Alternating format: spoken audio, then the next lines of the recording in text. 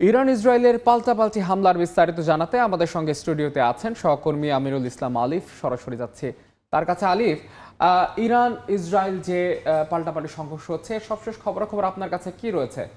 ধ্রুব, আপনি যেমনটি বলছিলেন যে ইরান ইসরায়েল পাল্টাপাল্টি হামলায় সবশেষ তথ্য অনুযায়ী কিন্তু আমরা জানতে পেরেছি যে তেহরানের মেহরাবাদ আন্তর্জাতিক বিমানবন্দরেও কিন্তু 2টি প্রজেক্টাইলের আঘাতে বড় ধরনের অগ্নিকাণ্ডের সৃষ্টি হয়েছে।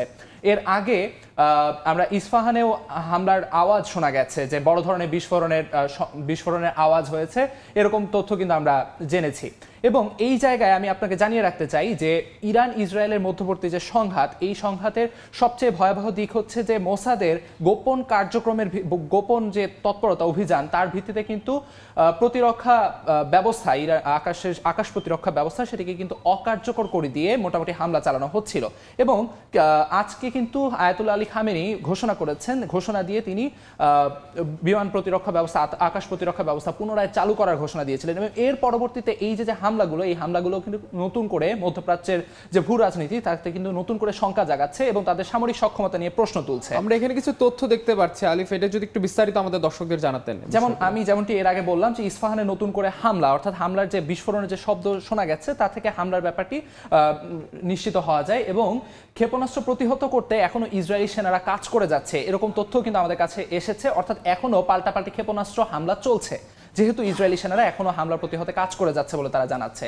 এবং এই জায়গায় সবচেয়ে বড় যে টার্নিং পয়েন্ট, সেটি হলো যুক্তরাষ্ট্রের ভূমিকা। কেন যুক্তরাষ্ট্রের ভূমিকা নিয়ে প্রশ্ন উঠছে? কেননা ডোনাল্ড ট্রাম্পের নির্বাচনী প্রচারণা, আমেরিকা ফার্স্টের যে মূল নীতি ছিল, সেখানে প্রথম যে শর্ত তাদের ছিল, তারা যুদ্ধ বন্ধ করতে চাচ্ছে। এবং সেই জায়গায় কিন্তু মোটামুটিভাবে তিনি ব্যর্থ প্রমাণিত হয়েছেন। কেননা তার যে সহায়তা নেতানিয়াহুর পক্ষ থেকে জানানো হয়েছে, তার সহায়তায় তারা ইরানের প্রতিরক্ষা ব্যবস্থা হামলা প্রতিরোধ করতে সক্ষম হয়েছে। এবং এই জায়গায় ইসরায়েলকে সমর্থন দিয়ে যাচ্ছে যুক্তরাষ্ট্র, এরকম তথ্য কিন্তু আমরা পাচ্ছি। সুতরাং সেই জায়গা থেকে মোটামুটি ডোনাল্ড ট্রাম্পের একটু ব্যর্থতা আমরা দেখতে পাচ্ছি। এবং সেই জায়গায় এরপরে থেকে কিন্তু লোকচক্ষুর আড়ালে তারা চলে গেছে। এই জায়গায় মার্কিন প্রশাসনের কর্মকর্তাদের মধ্যে কিন্তু পারস্পরিক সাংঘর্ষিক বক্তব্য আমরা জানতে পেরেছি। যেমন তারা শুরুতে বলছিলেন হামলার ব্যাপারে, ইসরায়েল যে ইরানে হামলা করেছে এ ব্যাপারে তারা কিছু জানেন না, কিন্তু পরবর্তীতে কিন্তু ডোনাল্ড ট্রাম্প জানিয়েছেন যে তিনি আগে থেকে জানতেন। এই যে পারস্পরিক সাংঘর্ষিক যে বক্তব্য, এই বক্তব্যের কারণে এরপর থেকে কিন্তু আলিফ, আমি একটু আপনার কাছে জানতে চাচ্ছি যে এত বড় একটি হামলা হয়ে গেল, এই ব্যাপারে কি জাতিসংঘ কোনো উদ্বেগ জানিয়েছে, কিংবা আন্তর্জাতিক মহলে বিষয় কি বলছে? আন্তর্জাতিক মহলে কিন্তু বারবারই এই ব্যাপারে উদ্বেগ জানানো হচ্ছে। যেমন আমি যদি একটু বলি যে সবশেষ আয়াতুল্লাহ আলী খামেনি তিনি কিন্তু ঘোষণা করেছেন শুধুমাত্র ইসরায়েল নয়, ইসরায়েলকে সহায়তাকারী যে মিত্র দেশগুলো আছে, সেই মিত্র দেশগুলোর কিন্তু ইরানের পরবর্তী টার্গেট হতে যাচ্ছে। এবং এই জায়গায় যে উদ্বেগ জানানোর যে জায়গাটি, সেখান থেকে কিন্তু সৌদি আরব, ওমান, তারা কিন্তু পরস্পর উদ্বেগ জানিয়েছে এই ইসরায়েলের হামলা নিয়ে। এবং একই সঙ্গে যুক্তরাষ্ট্রের পক্ষ থেকেও বিভিন্ন সাংঘর্ষিক কথা এসেছে, আমরা যেরকমটি বলেছি। এবং জাতিসংঘের পক্ষ থেকে বলা হয়েছে যে অনেক উত্তেজনা দেখানো হয়েছে, এখন থামার সময় হয়েছে। অর্থাৎ তারা কিন্তু বারবার এই উত্তেজনাটিকে থামানোর কথা বলছেন। এই ইসরায়েল ইরান সংঘর্ষের আরেকটু বিস্তারিত আমরা জানতে চাই। আমরা একটু ইরানের সবশেষ অবস্থা জানতে আমাদের সঙ্গে আরেকজনকে আমরা যুক্ত করতে চাই। তিনি হচ্ছেন তেহরান মেডিকেল ইউনিভার্সিটির শিক্ষার্থী সাজিদুল ইসলাম ইফতি। ইফতি, আপনি নিশ্চয়ই আমাদের শুনতে পাচ্ছেন? জি, আপনাকে শুনতে পাচ্ছি। আমরা যেমনটি বলছিলাম এখানে যে বেশ কিছু হামলার ঘটনা কিন্তু আবারও ঘটেছে ইরানে। ইসরায়েলের পক্ষ থেকে আবারও হামলার তথ্য আমরা পেয়েছি। এবং সবশেষ পরিস্থিতি ইরানের, আপনি যেহেতু তেহরানে আছেন, সেখানকার সবশেষ পরিস্থিতি আমাদেরকে একটু জানাবেন।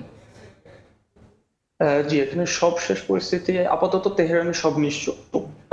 ইরানের অন্য বড় শহরগুলোতে হামলা চলে যাচ্ছে এখনো, বাট তেহরানে নিশ্চুপ। তেহরানে 4টা পর্যন্ত এখানে হামলা চলেছে, স্পেশালি গতকাল রাত 9টা থেকে হামলাটা খুবই হেভি হয়ে পড়ে।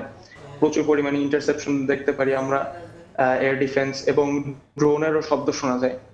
কিছু রিপোর্ট জানা গেছে যে ইরানের ল্যান্ড থেকে, মানে ইরানের ভিতর থেকে আর কি, কিছু ড্রোন অ্যাক্টিভেট করা হয়, বাট আলটিমেটলি ওইগুলোকে শুট ডাউন করা হয়।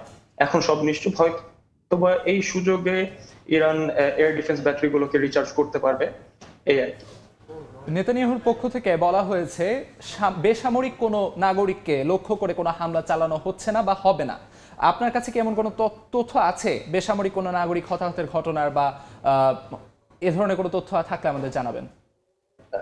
জি, আমরা কিছু রিপোর্ট থেকে, মানে ইরানি গণমাধ্যম থেকে কিছু রিপোর্ট পেয়েছি, যেটা থেকে আমরা বুঝতে পেরেছি যে অ্যারাউন্ড 79 জন কি বলে নিহত হয়েছেন, মানে টোটাল ইরানের ডেথ টোল। সো এর ভিতর বেশিরভাগই হলো কি civil.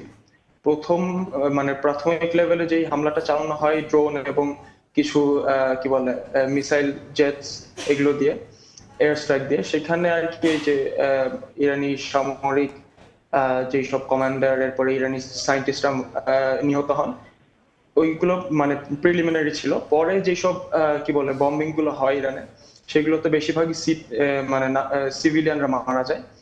So around death toll হলো কি 79। ইফতি, আমি একটু আপনার কাছে জানতে চাচ্ছি, সেখানকার বাংলাদেশি শিক্ষার্থী বা সেখানকার মানুষের মধ্যে কোনো ধরনের আতঙ্ক সৃষ্টি হয়েছে কিনা?